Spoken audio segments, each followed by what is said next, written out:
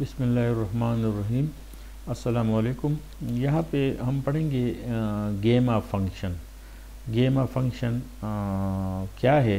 The गेमा function is denoted by गेमा of n. यहाँ पे जो नोटेशन है गेमा ऑफ एन के लिए है और इसको हम पढ़ते हैं gamma n where n is greater than zero, that is n is a positive number and denoted by a definite integral. Gamma of n इसका जो फार्मूला है इसको याद रखना है। Gamma of N is equal to integral from zero to infinity E power minus x x power N minus one D x. तो जब कभी किसी अदद का गेमा हम फंक्शन हमने मालूम करना है तो इसी फार्मूले को हम यूज़ करेंगे। यहाँ जो एन है, एन की जगह यही है और ये एन जो है ये हमारे पास क्या है, एक पॉजिटिव नंबर है। और यहाँ जो गेमा फंक्शन है ये एक एरिया फंक्शन है। It depends on n. अगर हमने गेम ऑफ एम मालूम करना है तो same to same above formula हम लिखेंगे और यहाँ पे एन की जगह एम लिखेंगे, एम माइनस वन। तो ये फार्मूला है। अब अगर हम गेम ऑफ 5 लिखना चाहे तो ऊपर वाला फार्मूला हम सेम टू सेम लिखेंगे और यहाँ पे 5 माइनस वन होगा।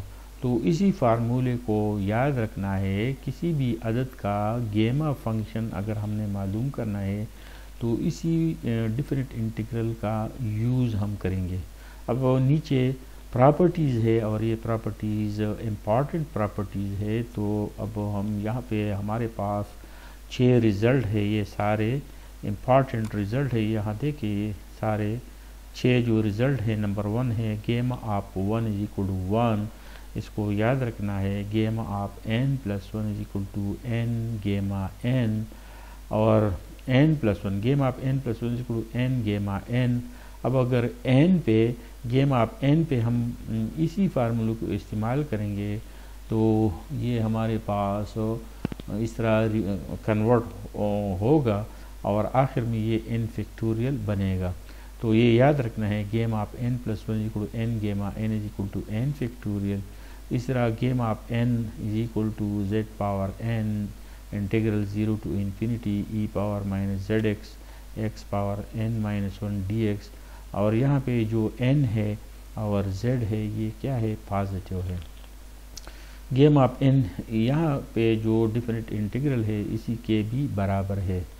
गेम ऑफ एन यहाँ इसी इंटीग्रेशन के बराबर है और इसी के भी बराबर है। इस तरह gamma of N plus one यहाँ पे जो है तो एन गेमा एन के बराबर है या एन फैक्टोरियल। और यहाँ जो gamma of N plus one है इसको हम इस तरह भी लिख सकते हैं, zero to infinity E power minus y power एक बटा एन डी वाई और गेमा ऑफ 1 और 2 is equal to pi under root. तो यहाँ पे जो 6 प्रॉपर्टीज़ है इसमें प्रॉपर्टी नंबर 1 इम्पॉर्टेंट है, प्रॉपर्टी नंबर 2 इम्पॉर्टेंट है, एग्ज़ाम में आ सकता है। इसी तरह प्रॉपर्टी नंबर 6 ये भी इम्पॉर्टेंट एग्ज़ाम में आ सकता है। इसके अलावा 3, 4, 5 ये भी आ सकते हैं, लेकिन ये जो इम्पॉर्टेंट प्रॉपर्टी है और कभी कभी हमें ज़रूरत पड़ सकती है प्रॉपर्टी 1, 2 और 6। अब हम इसकी प्रूफ की तरफ आते हैं। By definition gamma of n, यहाँ पे जो डिफिनीशन हमने लिखा है तो उसी डिफिनीशन को हमने यहाँ दोबारा लिखा। Gamma of N is equal to zero to infinity E power minus x x power N minus one D x. अब वो एन की जगह हम 1 पुट करेंगे तो यहाँ भी 1 पुट करेंगे। X power 0 is equal to 1 तो ये 1 होगा और ये जो डिफरेंट इंटीग्रल है ये कन्वर्ट होगा इसी तरह।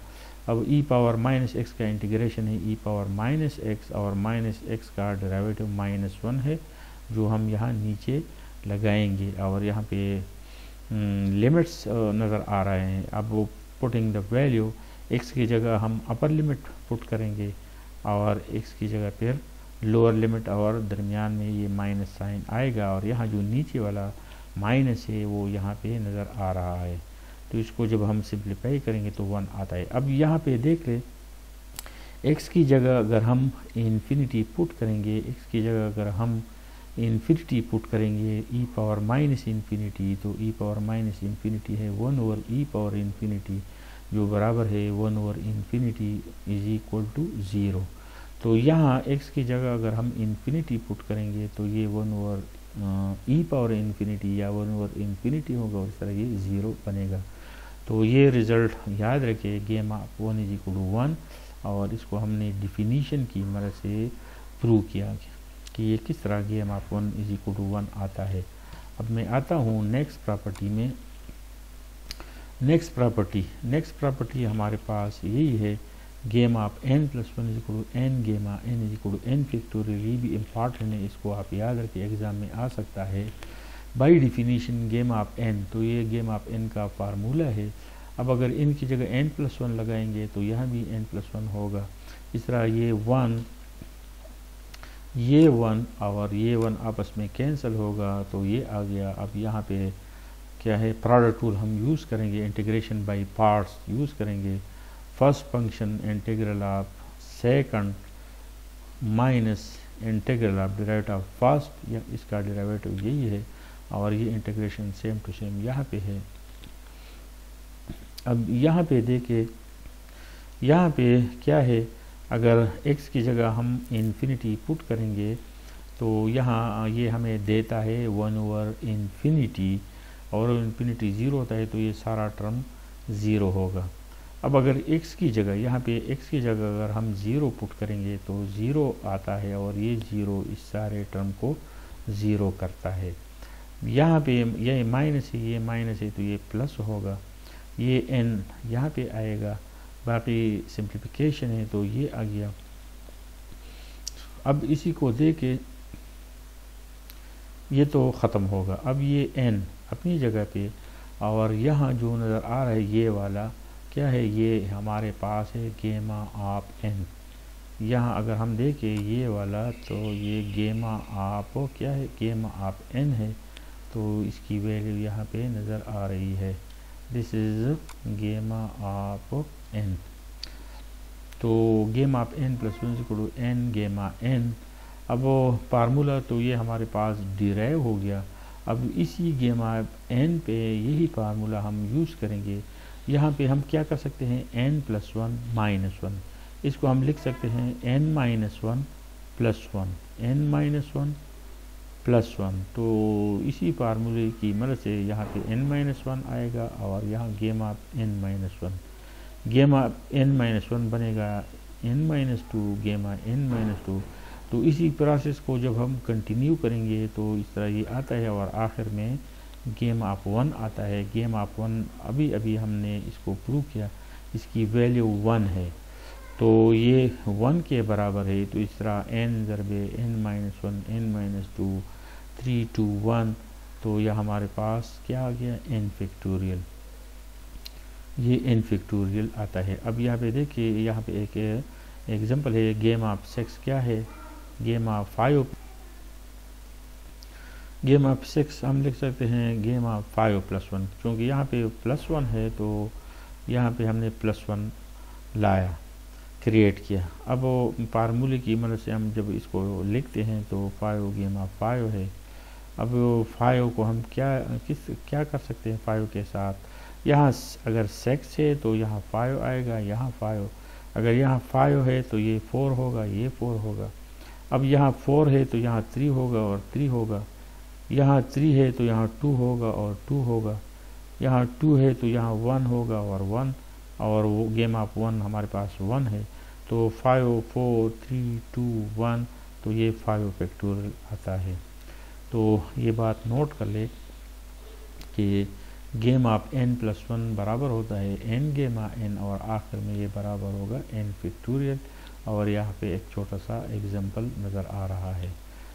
अब यहाँ पे जो 0 माइनस 0 नज़र आ रहा है, इसकी कुछ वजाहत यहाँ पे है। x पावर n, ये x पावर n है, और ये वाला यहाँ पे है, और ये माइनस हमने वक्ती तौर पर इग्नोर किया है, यहाँ पे ये बाहर निकलता है। लेकिन हम देखते हैं अगर यहाँ पे हम अपर लिमिट और लोअर लिमिट जब पुट करेंगे तो इससे क्या बनता है।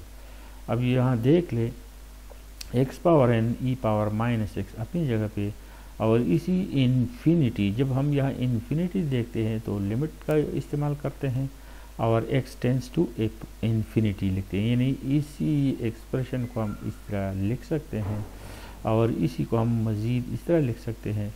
अब अगर यहाँ पे हम पुटिंग करेंगे इन्फिनिटी, एक्स की जगह इन्फिनिटी, यहाँ भी इन्फिनिटी, तो ये इन्फिनिटी और इन्फिनिटी फॉर्म बनता है, यानी इनडिटर्मिनेट होता है। तो जब कभी इन्फिनिटी और इन्फिनिटी रिज़ल्ट आता है, इसको हम इनडिटर्मिनेट कहते हैं। तो इसी सूरत में हम l'Hopital रूल इस्तेमाल करते हैं। l'Hopital रूल में क्या करते हैं, न्यूमरेटर और डिनोमिनेटर का डेरिवेटिव हम यूज़ करते हैं। कभी कभी हम एक दफ़ा करते हैं और कभी कभी हम रिपीटेडली करते हैं। अगर क्वेश्चन हल नहीं हो रहा है तो हम रिपीटेडली l'Hopital रूल इस्तेमाल करते हैं। तो अगर x पावर n को हम बार बार डिफरेंशिएट करें तो ये n फैक्टोरियल बनता है, और e पावर x को अगर हम n टाइम्स डिफरेंशिएट करें तो ये e पावर x आता है। अब यहाँ जो लिमिट नज़र आ रहा है, अब लिमिट का हम इस्तेमाल करते हैं। x की जगह हम इन्फिनिटी जब पुट करेंगे, e पावर इन्फिनिटी होता है, और यहाँ जो रिज़ल्ट है ये हमें 0 देता है। तो यहाँ जो अगर अपर लिमिट हम यूज़ करेंगे, अपर लिमिट और यहाँ लोअर लिमिट है, तो इसको जब हम यूज़ करेंगे तो ये नेचुरली 0 हमें देता है, यहाँ 0 देता है। अगर हम इसी तरीके से पुट करेंगे, इन्फिनिटी पुट करेंगे तो 0 आता है। अगर ये 0 हम यहाँ पे पुट करें तो ये 0 आता है और नेट रिज़ल्ट 0 आता है। तो इसी को सिंप्लीफाई करना, जब सिंप्लीफाई करना है तो किसी भी मेथड से आप रिज़ल्ट तक आने की कोशिश करें। इसकी वजाहत यहाँ भी है, और ये यहाँ जिस तरह हमने यहाँ पे किया इस तरह भी ठीक है। फार्मूला ये है कि gamma of n is equal to z power n और different integral g to infinity e power minus Z x power n minus 1 dx, ये एक फार्मूला है। अब इसी फार्मूले को गेम ऑफ n या इसी के बराबर इसी को हमने प्रूव करना है। डिफिनीशन क्या है गेम ऑफ n, ये हमारे पास डिफिनीशन है। अब यहाँ जो x है, इसी x की जगह हम zy सब्सटीट्यूट करना चाहते हैं। Put x is equal to zy। अब यहाँ दोनों साइड का जब हम डिफरेंशियल लेते हैं तो बनता है dx is equal to zdy। zy का डिफरेंशियल है zdy, no change in limit. यहाँ पे क्या है, x0 है, तो अगर यहाँ हम x0 पुट करेंगे तो हमारे पास वैल्यू ऑफ y भी 0 आता है। अगर यहाँ पे हम x इन्फिनिटी पुट करेंगे तो y की वैल्यू भी इन्फिनिटी आता है। यहाँ पे जो 0 है या इन्फिनिटी है, ये वैल्यू ऑफ y है, लिमिट की वैल्यू है, और यहाँ जो 0 या इन्फिनिटी है ये x की वैल्यू है, और यहाँ नीचे वाले में y की वैल्यू है। तो अगर इसी सब्स्टिट्यूशन का इस्तेमाल हम करें तो लिमिट की वैल्यू चेंज नहीं होती है, बल्कि सेम टू सेम आती है। तो इसी सब्स्टिट्यूशन का जब हम डिफरेंशियल मालूम करते तो ये आता है। अब ये वैल्यूज़ हम यहाँ पे पुट करते हैं तो हमारे पास क्या आता है, x की जगह हमने zy पुट किया, और यहाँ जो x है zy पुट किया।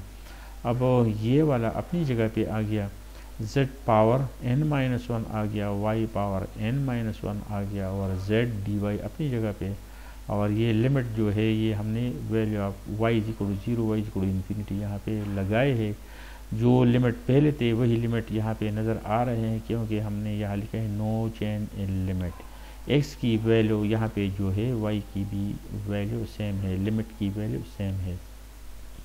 अब ये z, एक z यही है, एक z ये वाला है, और एक z ये है। जब इसको हम सिंप्लीफाई करेंगे तो z पावर n बनता है, तो यहाँ पे आ गया। बाकी यहाँ जितनी भी हमारे पास वैल्यूज़ है तो अपनी जगह पे, z पावर n अपनी जगह पे, और इसी को जब हम देखेंगे तो e power minus Z x, यहाँ पे y था लेकिन यहाँ पे x नज़र आ रहा है, यहाँ पे y है, यहाँ पे x नज़र आ रहा है। हमने क्या कर दिया, यहाँ पे y की जगह हमने x लगाया। किस उसूल से, यहाँ इसी उसूल से, ये रूल हमारे पास ये है, ये हमारे पास एक उसूल है जिसके तहत यहाँ हमने y को रिप्लेस किया x से।